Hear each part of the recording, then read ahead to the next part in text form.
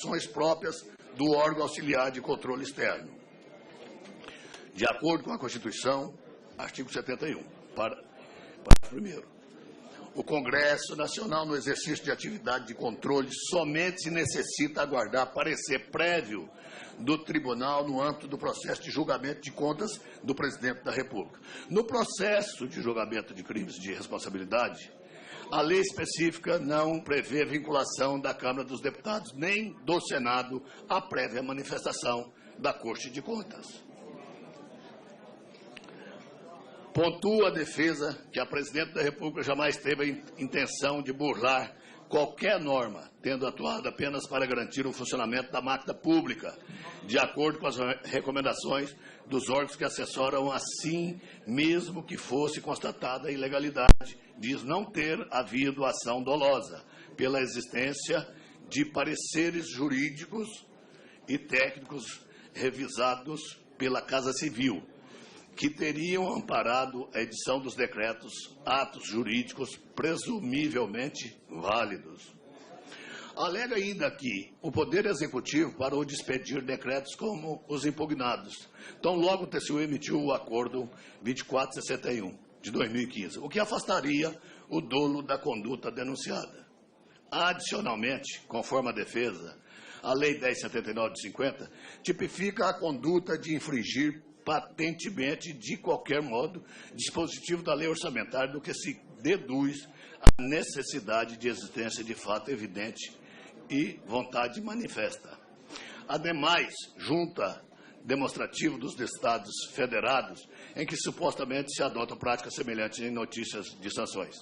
Ainda que não cabia aprofundamento do tema, nesta fase do prejuízo preliminar, não se pode descartar que no exercício de 2015 já era do amplo conhecimento o caráter proibitivo da conduta, isso porque os atos e fatos ocorridos nesse exercício guardam similitude com aqueles do ano anterior, ou seja, 2014, aos quais já haviam sido objeto de debate público. Também é controversa a afirmação de que um grande número de técnicos, inclusive da Casa Civil, participaram das etapas que precedem a edição de tais decretos, o que afastaria a conduta dolosa da denunciada. Nenhum gestor de recursos públicos pode eximir-se da sua responsabilidade pelos atos que celebra no âmbito de sua função pública. As tarefas podem ser distribuídas às competências delegadas, mas o gerenciamento e a responsabilidade sobre os seus atos são indelegáveis. Como já disse a doutrina, o governador não deixa de ser governador, o prefeito não deixa de ser prefeito.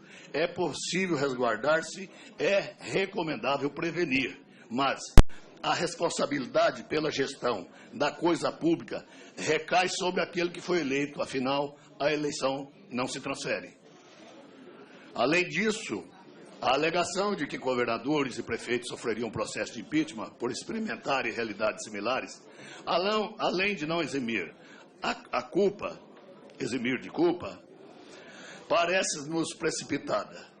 Registre-se que a condição constante do artigo 4º da LOA 2015 é típica das leis orçamentárias federais, em vista da competência da União em conduzir a política fiscal macroeconômica. Em síntese, quanto aos atos e fatos analisados nesse juízo de admissibilidade, podemos: 1. O que está sendo avaliado é se o Executivo poderia ou não ter aberto por decreto os créditos citados na denúncia e se estava ou não autorizado pelo Legislativo a obtenção de meta de resultado primário. A condição 2. A condição estabelecida do artigo 4º aplica-se a abertura por decreto de todas as despesas orçamentárias, discricionárias ou não, de todos os poderes e do MPU, independentemente de seu método, todas dependem de autorização legislativa. A multicitada condição do caput do artigo 4º, surgida a partir da edição da Lei de Responsabilidade Fiscal, teve a finalidade de compelir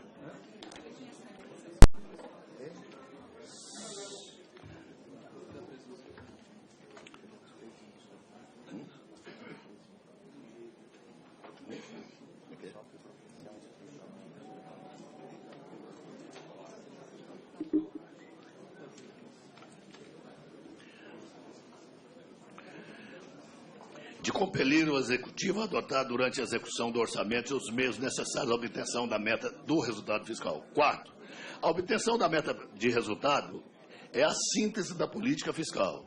Definida pela LDO, a meta fiscal condiciona a elaboração, a execução, bem como as alterações, créditos adicionais, do orçamento durante a execução. O alcance da meta é fruto de um processo dinâmico que envolve cronograma, avaliações periódicas e medidas de ajuste para corrigir desvios.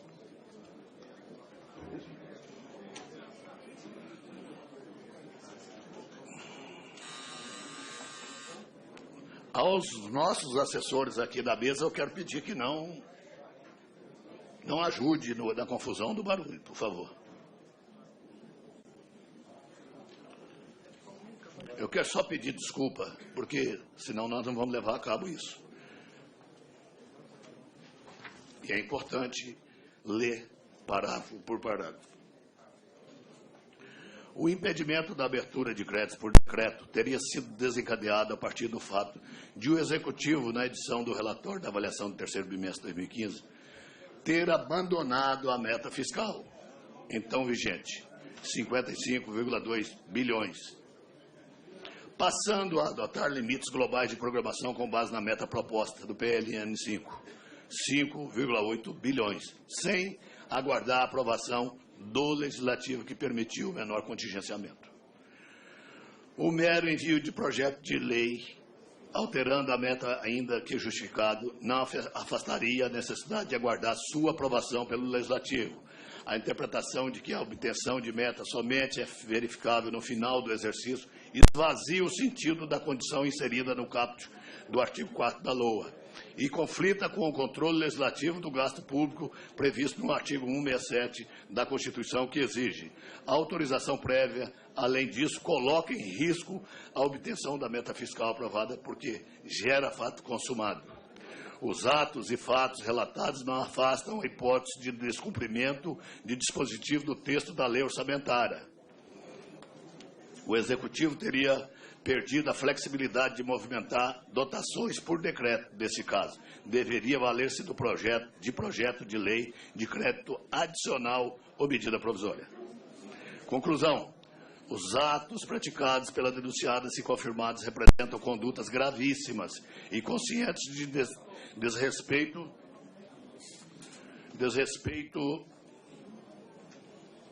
a um poder da República, em uma das suas missões mais nobres e relevantes para a função de representação popular. Portanto, consistem, à primeira vista, em um atentado à Constituição. O indício de crime de responsabilidade indicado na denúncia decorrente do item 4 do artigo 10 da Lei 10.79 de 50, isso decorre do fato de que o caput da lei do artigo 4º impõe condições inafastáveis para que créditos possam ser abertos por decreto que não teriam sido observados. O tema orçamentário, com a correta gestão dos recursos públicos, é tão sensível para o regime republicano brasileiro que em todas as constituições do Brasil, exceto a Carta otorgada em 1937, constaram disposições expressas qualificando como crime de responsabilidade o presidente da República os atos que atentem contra a lei orçamentária, demonstrando a relevância do cumprimento da norma orçamentária para o regime democrático. A situação denunciada exibe, a priori, usurpação pelo Poder Executivo de prerrogativas do Poder Legislativo em matéria orçamentária nos termos da Constituição Federal. A lei orçamentária, além de instrumento de planejamento e do equilíbrio fiscal, garante o controle político da sociedade sobre a despesa pública. As leis orçamentárias apresentam-se como instrumento do Estado, moderno na conformação de sua gestão financeira e separação dos poderes constituídos. O poder decisório na matéria orçamentária encontra-se repartido, cabendo ao Legislativo autorizar despesas e ao Executivo a sua execução. Essa divisão de poderes decorre de princípio fundamental da democracia. Constituição, artigo 2º. É grave seu descumprimento na medida em que se colocam em risco princípios e valores constitucionais voltados à proteção do Estado Democrático de Direito. E aqui eu peço a atenção dos ilustres cidadãos brasileiros e membros desse colegiado. Os fatos mostram sérios indícios de inconstitucionalidade, ilegalidade e irresponsabilidade fiscal, negando-se a vigência e eficácia do artigo 4 da Lei Orçamentária e, por conseguinte, atentando contra o poder legislativo e que se vê constrangido diante do fato consumado e no intuito de evitar o colapso das contas públicas, a aprovar uma meta fiscal que passa a depender, em última instância, da vontade exclusiva da Presidente da República. Diante do exposto, para fins desse exame preliminar, os documentos citados na denúncia, cotejados com a manifestação da defesa, permitem concluir pela existência de suporte mínimo de elementos de prova acerca dos fatos narrados. Nesse contexto, as condutas atribuídas à Presidente da República relativas à abertura de créditos orçamentários por decreto, sem a devida autorização do Congresso Nacional, e em desrespeito à condição imposta pelo próprio Poder Legislativo, o artigo 4 da Lei Orçamentária Anual de 2015, se vierem a ser confirmados pelo Senado Federal, não representam atos de menor importância, meros desvios de tecnicismo orçamentário, passível de correção pelos mecanismos usuais de controle, como pretendeu a denunciada em sua manifestação. Muito pelo contrário, a condução da política orçamentária do Estado brasileiro, à margem da Constituição e das leis orçamentárias em vigor, evidencia grave violação de valores éticos jurídicos que fundamentam e legitimam o exercício do poder estatal, entre eles o controle democrático e popular do legislativo sobre os limites da programação orçamentária dos gastos governamentais.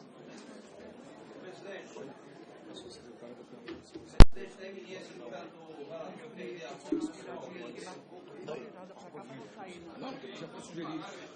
Ele tomou um remédio. Vou tomar um remédio.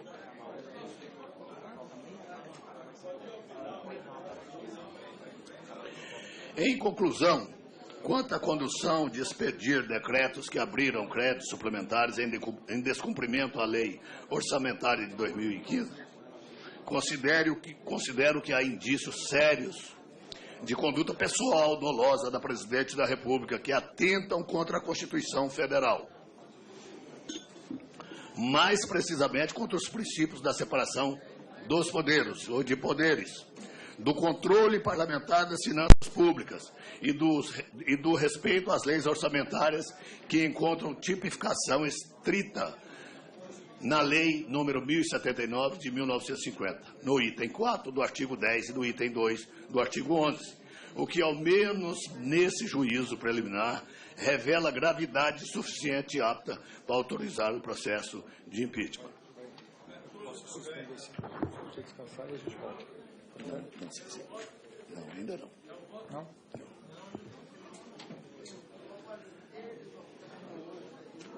Quer continuar?